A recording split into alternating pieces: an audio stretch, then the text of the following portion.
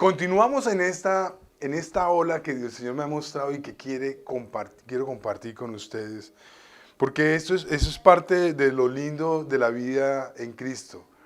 Que lo que va pasando en su vida usted puede compartirlo. Para mí es muy difícil compartir algo que no estoy viviendo. Y cuando yo estoy viendo el Señor cómo ha planeado cosas y tiene el control de todas las cosas, y no solamente es un dicho o algo automático, que es que el Señor tiene todo bajo control. Usted lo dice porque muchas veces lo ha escuchado y en alguna medida descansamos en eso. Pero no siempre lo estamos viviendo. No siempre lo estamos viviendo. Entonces yo he hablado en la semana pasada y esta semana estoy hablando y le puse por título a esta predicación: Dios está tramando algo, Dios está moviéndose de una manera sobrenatural que usted no alcanza a ver ni siquiera a imaginar. Y como siempre, Dios está comprometido en transformar su vida, en liberarlo de lo que era antes y ponerlo en lo que es ahora en Cristo. Él está comprometido con esto. Ustedes saben la diferencia entre comprometido y ¿cuál es la otra? Y involucrado. En este caso, Dios está involucrado. Ahorita les voy a decir por qué. Comprometido e involucrado son dos palabras parecidas. Yo no sé si usted está comprometido con este ministerio o está involucrado. Pero le voy a decir lo que dijo un par de amigos. La gallina y el cerdo se reunieron para hacer el desayuno. Y ella dijo: yo estoy comprometida, aquí están mis huevitos. Y el cerdo dijo: yo estoy involucrado, aquí está el tocino. ¿Ya vieron la diferencia? ¿Usted está comprometida o está involucrada? El Señor está involucrado en su cambio y transformación. Murió por nosotros. No dejó eso. Yo estoy comprometido. Manuel, por favor, hazlo por mí. O yo estoy comprometido, o estoy... Entonces, Gretel, hazlo por mí. No, yo estoy involucrado. Aquí estoy para servir. Y esa es la diferencia. Eso solo nace de una profunda gratitud de lo que Dios ha hecho por usted. Por eso sigo insistiendo: si usted no reconoce su pecado, no reconoce cuánto lo amó Dios. Es imposible entender su amor si no parte de reconocer cuánto le perdonó. El apóstol Pablo dijo: mira, donde abundó el pecado, sobreabundó la gracia. Al que más perdonaste, más amaste. Y si eso no nos mueve a entender el propósito de Dios, entonces es difícil entender cómo Él se mueve. Usted está pasando y la vida cristiana se asimila a esto que estamos estudiando por estos días. Israel sale de Egipto por el poder y la gracia de Dios, nombrando a un líder, ¿cierto? Y viene y desarrolla todo un proceso a partir de su salida de Egipto. Entonces, en la semana pasada quiero resaltar tres cosas aquí básicamente. El paso por el río Jordán. ¿Sí? Esa historia estaba dividida en Josué 3, ahora hablando de Josué. Estaba dividida en tres, para mí está dividida en tres partes. La primera es Jesús se hace semejante a sus hermanos. Y usted puede ver que se le ordenó que se quedaran detrás del arca a toda la gente que venía de él, a cierta distancia, para que así pudiesen ver bien lo que estaba ocurriendo con el arca del pacto. Hay algo que el Señor se guarda, además de estar involucrado en tu salvación y en tu desarrollo como hijo, también se guarda algo esencial, y es que Él quiere mostrarnos su gloria.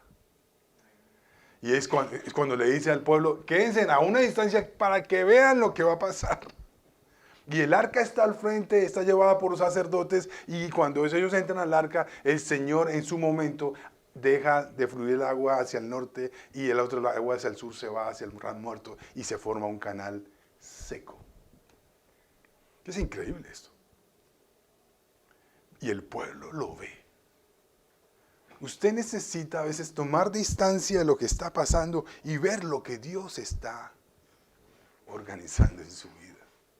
Porque a veces si estamos tan cerca, todo como que se nos nubla y no podemos ver exactamente lo que está pasando. Entonces el mismo Dios del cielo estaba cruzando el río Jordán junto a ellos. ¿Qué significaba el arca en medio del río? El mismo Dios bajó, simbolizado en el arca, y detuvo las aguas, para que todos ellos vieran y creyeran y temieran. Lo dice ahí. Para testimonio de su decisión, pero para testimonio de que había dado su palabra. La palabra de Dios no es flanqueable, es inflanqueable, no es negociable. Ahora su palabra es negociable, porque deberíamos ser imagen de Él. Hoy sí, mañana no. Hoy creo, mañana quién sabe. Hoy represento a Cristo, no sé mañana quién me represente. Entonces, el Señor es uno, y el Señor vino y se paró en el arca, en el medio del río Jordán, y les mostró su grandeza, su poder, su autoridad, su soberanía sobre el Jordán, y les mostró que Él era ahora ahí. ¿Qué significa eso? No es otra cosa que Cristo mismo vino a nuestras vidas para mostrarnos su amor y su grandeza para salvación de todos aquellos que le creen y le siguen. Amén. Y asimismo se hizo hermano entre nosotros. Hermano tiene la simbología que obviamente somos coherederos con Cristo y ahora tenemos una identidad en Cristo, pero se hace hermano en el sentido de que Él viene a la tierra, Jesucristo, a sentir, a sufrir, a padecer los mismos, a ser tentado, a pasar por todo lo que usted pasa. Porque no habría entonces la oportunidad de nosotros, pero es que como tú no viviste esto, Señor, es que tú no sabes de la pérdida, o tú no sabes la enfermedad, o tú no conoces el problema con la familia, es que tú no conoces el problema. Ay, si le contara a Jesús los problemas que tuvo con Pedro, ¿cierto? O su dolor cuando Lázaro murió, o su tristeza al ver el endemoniado, cómo estaba sufriendo su vida, o la mujer con flujo. Jesús pasó por todas las cosas y entiende exactamente lo que usted está pasando y su situación en medio del Jordán.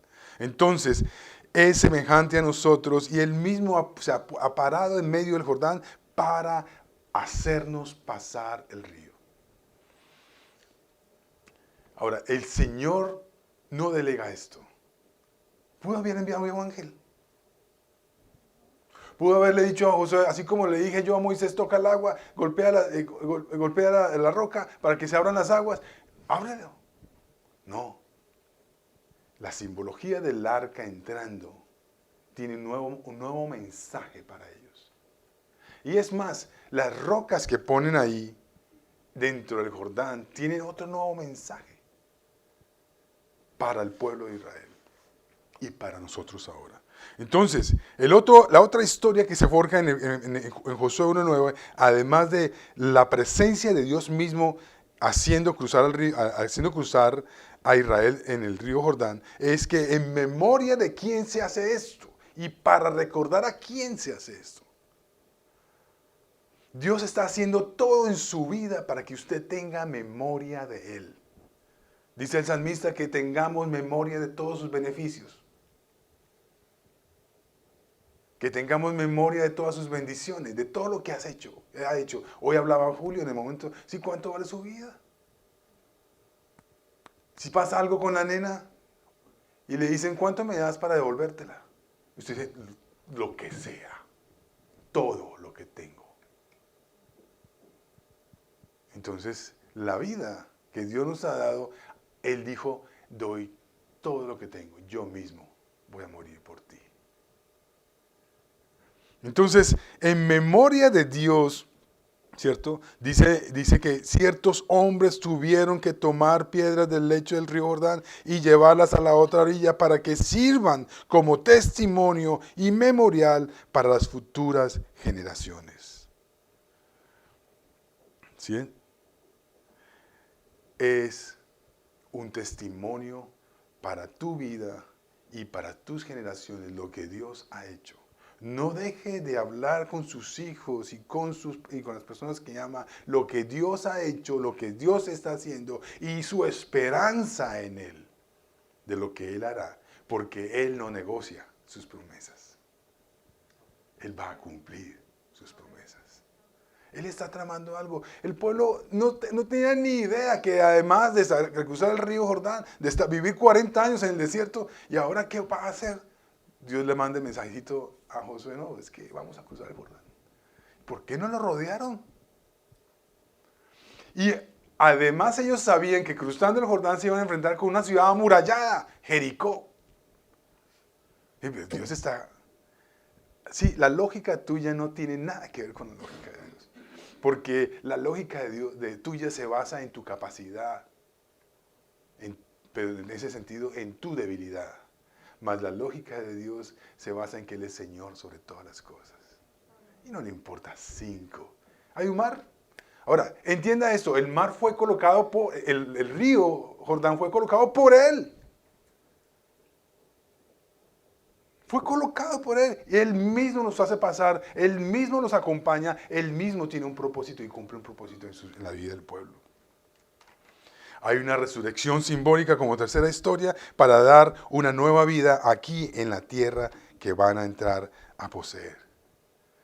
Eso simboliza el símbolo de pasar por el río Jordán, simboliza mucha gente, pastores o incluso, no es una doctrina, pero sí ha habido la enseñanza de que pasar el río Jordán significa morir y que Él va a llevarnos a la tierra prometida, entendiendo la tierra prometida por el cielo. Pero yo quiero cambiar esa versión. Si usted ha escuchado alguna vez esa versión. La versión es que usted entra al Mar Rojo para morir con Cristo y resucitar con Cristo y enfrentar la realidad, la vida y la tierra prometida que Él te ha propuesto conquistar. ¿Sí? Estamos muriendo en el río Jordán. Estamos muriendo en el río Jordán y es un proceso de resucitar a una nueva vida, dejando todas las cosas viejas atrás y mirando todas las nuevas cosas. ¿Cierto? Dios tiene el propósito de dejar atrás Egipto, de detrás atrás el pecado. Dios se llena de símbolos para decir, es necesario dejar atrás tu vida sin Dios y empezar una nueva vida. Con mi presencia, con mi ayuda, yo voy a hacerte pasar de esa muerte a vida. Porque el que está muerto, aunque el que cree, aunque esté muerto, vivirá. Él es la resurrección y la vida. Entonces la resurrección y la vida, aquí como una forma de entenderlo, es que dejando atrás lo que somos, emprendemos lo que Él tiene preparado para nosotros. Él ha entregado esa nueva vida, pero usted necesita conquistarla. ¿Cómo? Conociendo al Señor, guiado por el Espíritu y siguiendo sus instrucciones, su palabra. Entonces, eso fue el capítulo 3, esos 3 momentos. Dios se hace presente, Dios quiere que quede una memoria para todos y además simboliza lo que usted deja atrás y empieza un nuevo comienzo. En Josué 4 es interesante. Vamos a leer un poco lo que dice Josué 4. No sé si alcanzan a leer, está muy apretado, voy a volver a... Una vez que todo el pueblo terminó de cruzar el Jordán, el Señor dijo a Josué, ahora elige a 12 hombres, uno de cada tribu, diles, tomen 12 piedras del medio del Jordán, del mismo lugar donde están paradas los sacerdotes, y llévenlas al lugar donde van a acampar esta noche y amontónenlas allí. Leo esta parte porque ya la habíamos leído la semana pasada un poco, pero quiero conectarlo con el final de Josué 4. Entonces Josué convocó a los 12 hombres que había elegido, uno por cada tribu de Israel. les dijo, vayan a la mitad del Jordán frente al arca del Señor su Dios. Cada uno ustedes tomen una piedra y cargarla al hombro. ¿Y carga al hombro? Sí. Y cargarla al hombro, perdón. Serán 12 piedras en total, una por cada tribu de Israel. Las usaremos para levantar un monumento conmemorativo. En el futuro, sus hijos le preguntarán, ¿qué significan estas piedras? Y ustedes podrán decirles, nos recuerdan que el río Jordán dejó de fluir cuando el arca del pacto del Señor cruzó por allí. Esas piedras quedarán como un recordatorio en el pueblo de Israel para siempre. Así que los hombres hicieron lo que Josué les había ordenado. Tomaron 12 piedras del medio del Jordán y una por cada tribu, tal como el Señor les había dicho a Josué. Las llevaron al lugar donde acamparon esa noche y construyeron allí un monumento. Josué también apiló otras 12 piedras, ahí está la otra parte, a la mitad del Jordán. Jesús dijo que sacaran las piedras del Jordán, allí donde estaba el arca, del lecho del río, y las pusieran en la playa, por así decirlo, y levantaran un monumento del Señor. Y Josué en su corazón sintió el Señor, y el Señor parece que lo aprobó. Él va y toma 12 piedras más, y ¿a dónde las pone? Allá donde estaba el arca. Donde estaban parados los sacerdotes que llevaban el arca del pacto, y las piedras siguen allí hasta el día de hoy. Los sacerdotes que llevaban el arca estuvieron en medio del río hasta que se llevaron a cabo todos los mandatos del Señor que Moisés. ¿Cuáles? Todo lo que el Señor instruyó. Miren, lo clave de cómo pasar el río. Moisés le había dado a Josué. Mientras tanto, el pueblo se apresuró a cruzar el lecho del río. Y cuando todos estaban a salvo en la otra orilla, los sacerdotes terminaron de cruzar con el arca del Señor mientras el pueblo observaba. ¿Te puedes imaginar eso, sí? Y wow, el Señor está con nosotros. El Señor está aquí. Santo Dios, aleluya. Cuando todos estaban a salvo, en la otra orilla, los sacerdotes terminaron de cruzar con el arca del Señor mientras el pueblo observaba. Todos estuvieron a salvo, todos pudimos observarlo, ¿cierto? El Señor estaba con nosotros, con ellos y con nosotros. Los guerreros armados, aquí viene una parte que después la vamos a retomar en otro momento, pero es importante. Los guerreros armados de la tribu de Rubén, los de la tribu de Gad y la media tribu de Manasés, ¿esos quiénes son? Los hijos de José, que tuvieron la parte de José como hijo de Jacob. Esos hombres armados, unos 40,000 en total. Cuando me dice, esos eran los hombres armados, ¿el resto del pueblo cuánto pudo ser?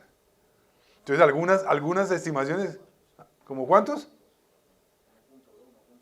Sí, era más de 1,000,000, ¿cierto? Más de 1,000,000, algunas personas hablan de hasta 1,6. Podemos ser, porque 40 años, una nueva generación, en fin, no sabemos. Pero 40 años se pueden reproducir varias veces.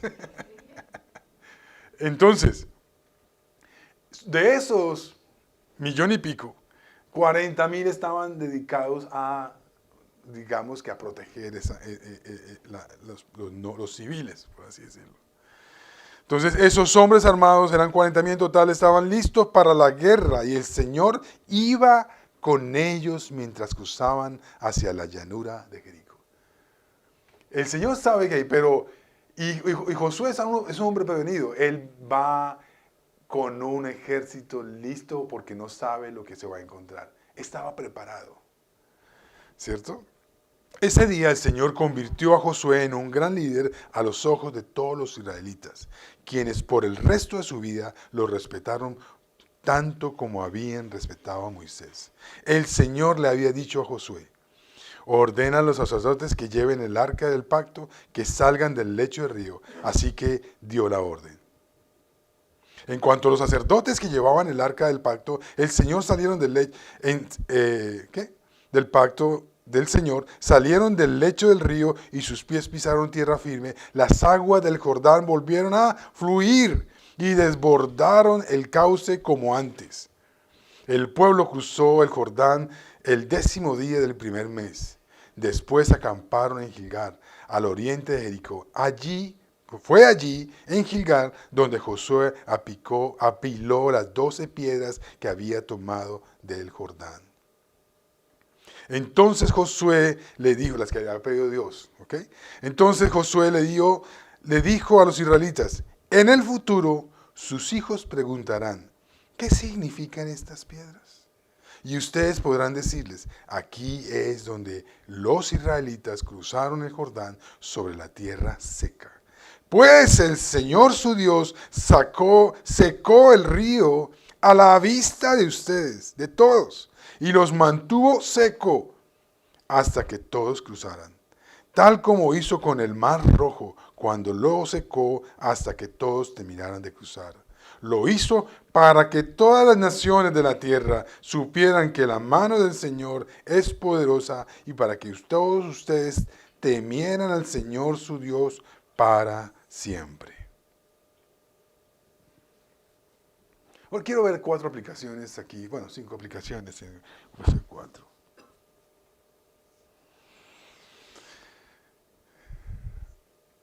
El arca o cofre del pacto habla sobre Cristo.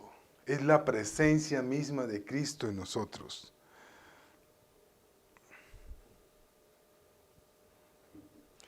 Esa presencia en el río, la cual después es consumida por las aguas, habla sobre la misma muerte de Cristo, ¿cierto? Y resurrección de Cristo. ¿En quién? En todos nosotros. Sus piedras estaban siendo sacadas. Sus piedras fueron sacadas del río a la orilla occidental del Jordán, ¿cierto? Y se ilustra como la resurrección de Cristo y manifiesta el gran poder de Dios. No hay cosa más asombrosa que esas visiones, esas ilustraciones que Dios mismo da sobre su propio plan de salvación para nosotros.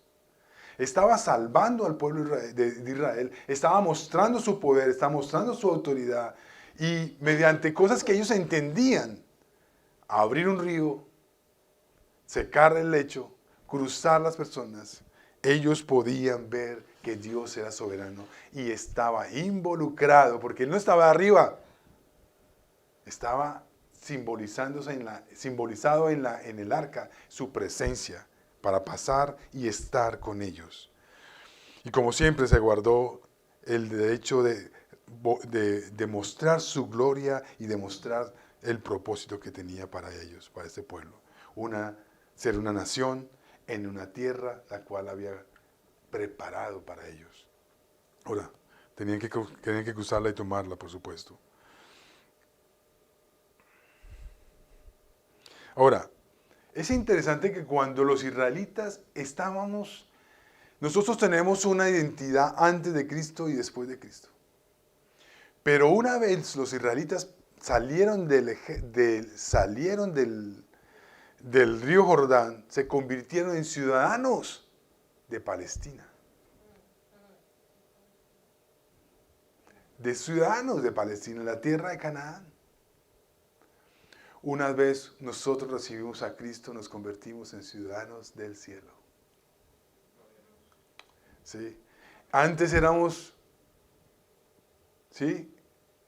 estábamos en el mundo y éramos controlados por el Espíritu que niega a Dios como Señor de nuestras vidas.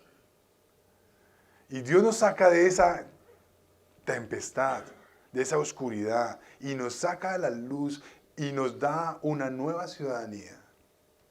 Y este pueblo entiende que ahora es Israel en la tierra que Dios les da. Ahora, Israel, como lo vemos, es el único país hasta el día de hoy que tiene un nombre dado por Dios. Y hoy, afortunadamente, tiene de nuevo la tierra dada por Dios. Que la haya perdido 2600 años atrás por las invasiones, por su necedad, perdón. ¿Sí? Dios utilizó otros imperios para dispersarlos y y destruir esa nación, ¿cierto? Pero aún el remanente quedó y después viene 70, 80 años, viene Zorobabel, después viene Esdras, y después viene Nehemías y reconstruyen a Jerusalén. Y todo esto pasa. Lo vimos hace unos días cuando aprendíamos sobre Nehemías. Pero lo que quiero aquí resaltar es que los israelitas al cruzar el río se convirtieron en ciudadanos de Palestina. Nosotros, al conocer a Cristo en nuestras vidas, tenemos una nueva ciudadanía. La pregunta es si vivimos de manera real, práctica, consciente esa nueva ciudadanía. También podemos decir que es pues por la fe que este pueblo se movió. Ahora, los sacerdotes entraron porque Dios lo dijo, porque Moisés lo dijo, pero por fe. No los movió nada más. Ellos fueron justificados por la fe. No conocían a Cristo. Pero su fe los justificó al obedecer la palabra de Dios. Y al atravesar el río ellos fueron justificados y pudieron, el agua les llegó, dice que algunos dicen no, que apenas tocaron las palmas. Yo no sé, yo creo que seguramente fue más allá de la rodilla. O más, no sabemos exactamente. Quizás al cuello. El caso es que los sacerdotes llevaban el arca y en su momento, cuando el arca entró a cierta distancia, y si la gente podía mirarla a 1 kilómetro, tenían que haber caminado hacia el lecho del río por lo menos 1 kilómetro, para mantenerse ellos secos afuera del río.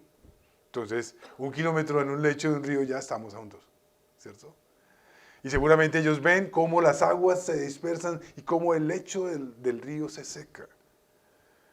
Es por la fe que podemos ver la obra de Dios en nuestras vidas.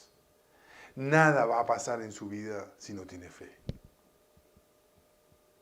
Fíjate, es tan clave que Dios mismo dice que sin fe no podemos agradar a Dios.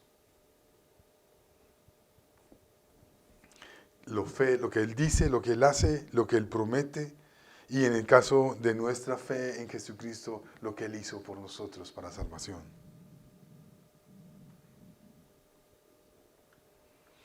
Ahora, es por fe que ahora usted, conociendo a Cristo, necesita entender que Dios tiene preparado desafíos, bendiciones, luchas, quizás derrotas,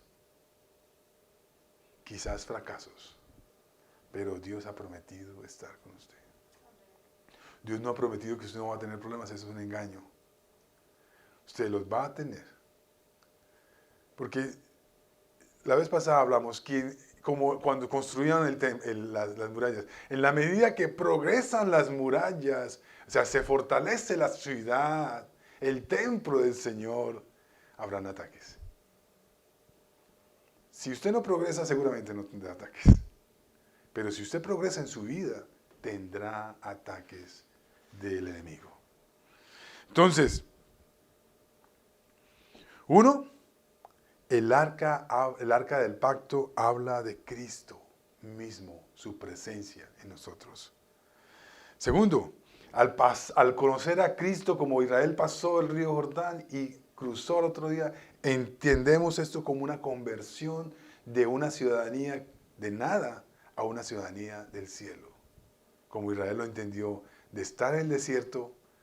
¿Usted no ha oído el dicho de como judío errante? Así, exactamente. No tenían tierra, pero Dios les asignó esta tierra para ser bendecidos y para ser prosperados. Entonces, y por la fe entendemos que en la muerte y resurrección de Jesucristo, pasamos ese Jordán y entramos a Canaán, a una nueva vida espiritual, a un nuevo conocimiento de Dios y a una nueva esperanza. Ahora, ¿qué decimos en el cuarto aspecto, la cuarta aplicación que quiero ver? Es cuando mañana pregunten vuestros hijos a sus padres. Cuando hoy o mañana te pregunten tus hijos, ¿quién es Dios? ¿Qué les vas a decir? ¿Qué ha hecho Dios por ti? ¿Qué está haciendo Dios para ti? ¿Qué hará Dios por ti? ¿Qué tiene que ver tu fe en Dios con ellos? El monumento aquí no son las piedras. El monumento que tiene que hablar en honor y a favor de Dios eres tú. Tu niña va a preguntarte, ¿quién es Dios? ¿Qué ha hecho Dios?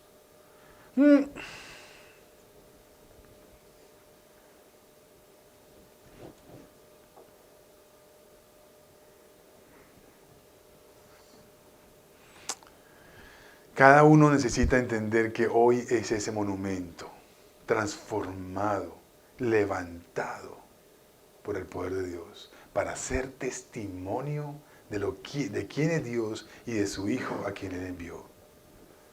No hay otra explicación, no hay otra interpretación mayor que esta. Usted es el monumento, ustedes son las rocas, dice el apóstol Pedro. ¿Cierto? Sobre ustedes se establece un testimonio de vida para impactar a los hijos y a los hijos de sus hijos.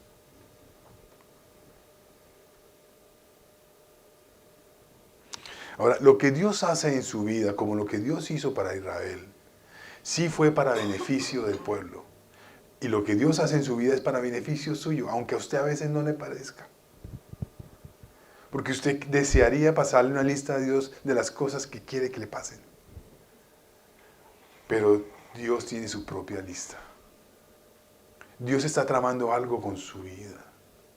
Dios está colocándonos en el camino para cruzar ese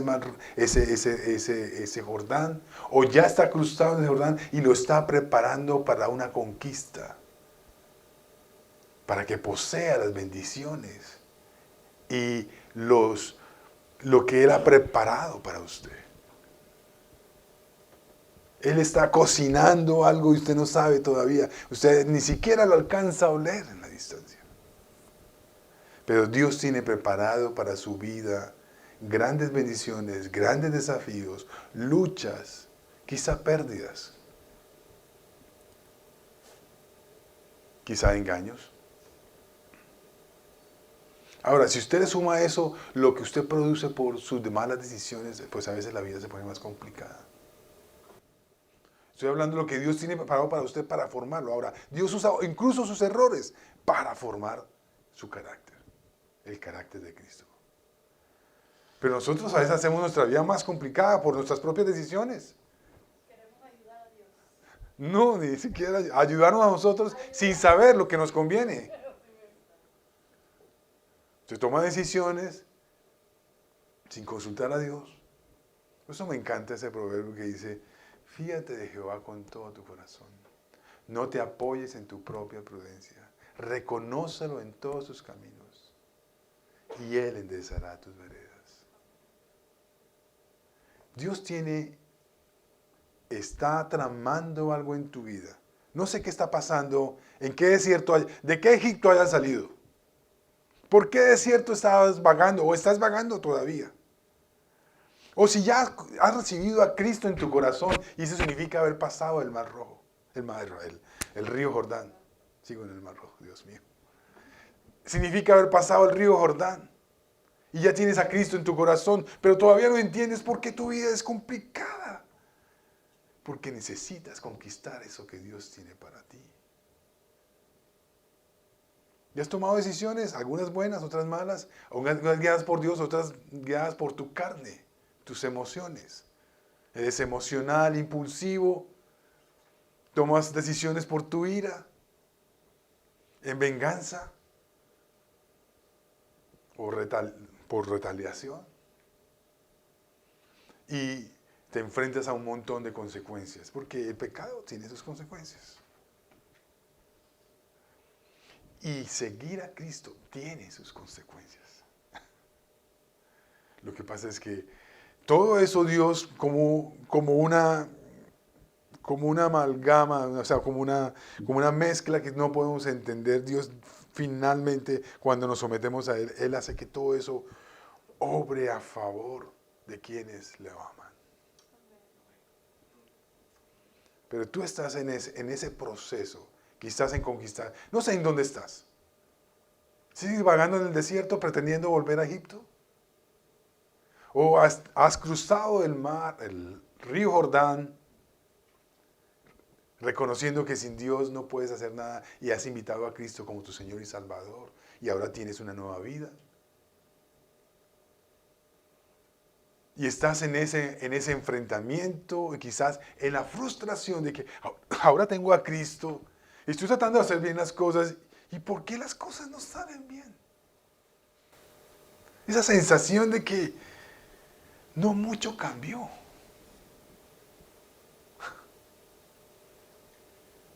Pero esencialmente todo cambió. Necesitas abrir tus ojos espirituales y ver que tu vida en Cristo es otra cosa. Ciudadano del cielo. Ahora perteneces a una nación santa. Eres un pueblo adquirido por Dios. Rodeado con bendiciones que no puedes imaginarte. Con un plan perfecto para tu vida. Tu vida cambió totalmente si estás en Cristo. Ahora Dios te equipa con 3 cosas esenciales para conquistar la tierra prometida. Una vida en Cristo. 1, su Espíritu Santo. 2, su palabra. Y 3, nos pone en la iglesia. Nos pone en su cuerpo. Para cumplir con el propósito que Él ha planeado para ti. No estás aquí por coincidencia, no estás aquí porque tú eres buena gente y vienes a la iglesia. Incluso no estás aquí porque papá te dijo, o mamá te dijo, o mi hermano te dijo, no, estás aquí porque el Señor te movió, como quiera que fuera, a estar aquí y escuchar esto hoy. Dios te ama, Dios quiere y tiene un propósito en tu vida. Y lo va a cumplir, porque Él está involucrado en este propósito. Él dio su vida por ti. Él no solo está comprometido, Él está involucrado. Él pagó el precio para que tu vida fuera diferente. Empieza a vivir por lo que ahora eres. Un hijo de Dios. Empieza a vivir tu nueva identidad. Renuncia a tu pasado y empieza a vivir con tu nueva identidad. Porque si confesamos nuestros pecados, Él es fiel y justo para perdonarnos y limpiarnos de toda maldad. Y ya no habrá condenación para los que estamos en Cristo Jesús. Pues todas las cosas viejas pasaron, Él las hace nuevas. Nuevas. Eres una nueva criatura. Aprende a vivir con tu nueva identidad. ¿Cómo lo veo yo hoy en día? La mayoría de nosotros como hispanos o como inmigrantes queremos armar nuestra burbuja. Y no aprendemos a vivir como nuevos ciudadanos de este país. No conocemos su cultura. No queremos hablar su idioma. No queremos someternos a sus leyes. Es más, sus buenos hábitos tampoco nos gustan: llegar temprano. Esa carne rechaza todo lo que se te está planteando. Hoy Dios te trajo aquí a este país para adquirir las buenas cosas y las rechazas. Pero si rechazas tu nueva condición como hijo de Dios, pues esto sí que más.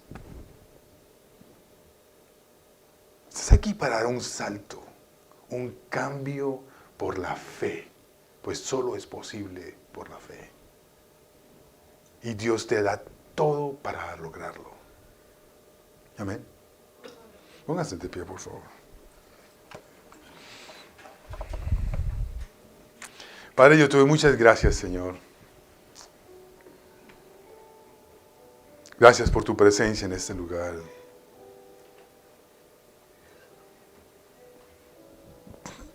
Sí, Señor, gracias por tu fidelidad. en verdad es grande, grande, grande, grande.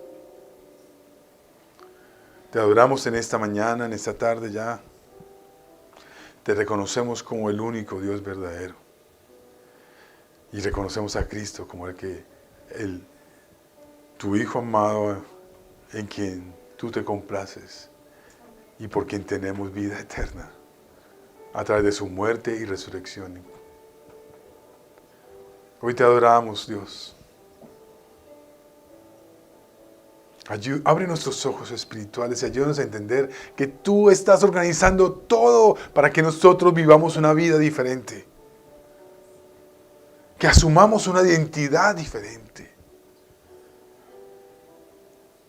Que dejemos atrás esa vieja criatura para vivir conforme a lo que tú has hecho en nosotros en Cristo Jesús.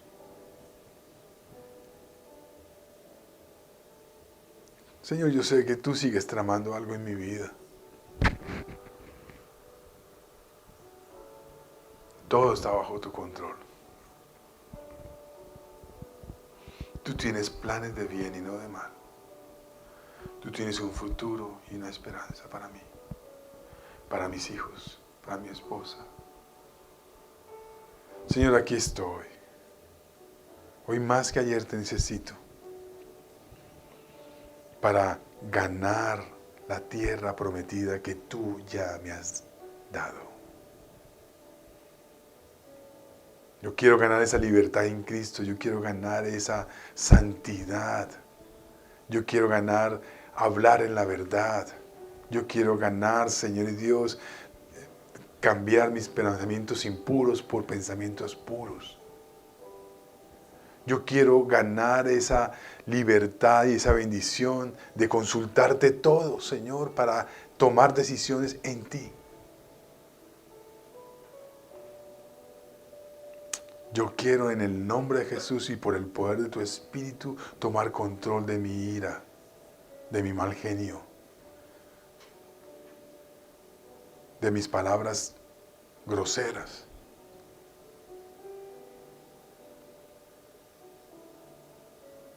Señor, yo me rindo a ti hoy, Señor, para que hagas conforme a tu voluntad en mi vida. A todo esto que hemos hablado, Señor. Gracias, Señor, por mostrarme el Egipto, mostrarme ese desierto, cruzarme por el río Jordán y darme la oportunidad de conquistar la tierra prometida. Gracias, Señor, en el nombre de Jesús. Amén y amén.